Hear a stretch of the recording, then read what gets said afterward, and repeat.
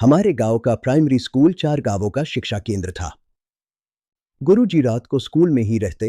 कक्षा 5 के विद्यार्थी रात को भी आते, गुरुजी की निगरानी में पढ़ते।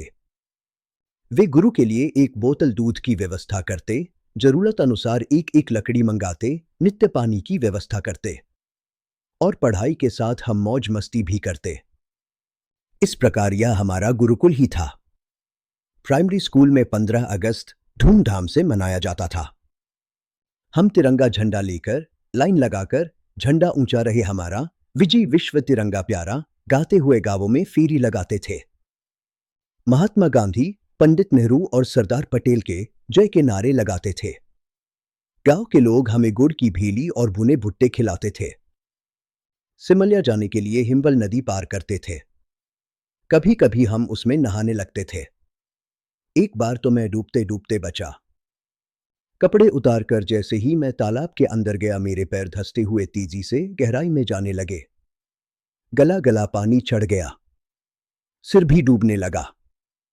मुंह से आवाज नहीं निकल पा रही थी, परंतु हाथों को ऊपर किए मैं संभलने की कोशिश कर रहा था। उसी समय किनारे पर खड़े मनवर चाचा ने जल्दी से मेरी एक उंगली पकड़ ली। उतने भर से मेरा संतुलन ठीक हो गया और मैं तालाब से बाहर आ गया। मैं कांप रहा था। मैंने मौत को करीब से देखा था। पहली बार मेरी समझ में आया कि डूबते को तिनके का सहारा क्यों कहा जाता है।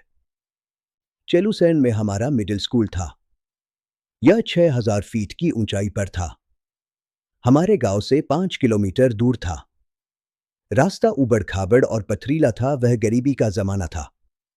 हमें नंगे पैर ही आना जाना पड़ता था। स्कूल की पहली घंटी जब हम गली में सुनते तो सामान्य गति से चलते। यदि जिल में सुनते तो तेज गति से चलते, परंतु यदि 11 की धार पर सुनते तो दौड़ लगाते। देरी होने पर 2-2 डंडे खाते। छुट्टी की घंटी बजने पर पीठ पर बस्ता लादे हुए गर्मियों में चीड़ पिरुल पर फिसलते हुए हम पंगारी गाड़ पहुंचते। वहां आधा घंटा जल क्रीड़ा करते, फिर हिंसल का फल खाते हुए शाम को घर पहुंचते और मां का रखा खाना खाते।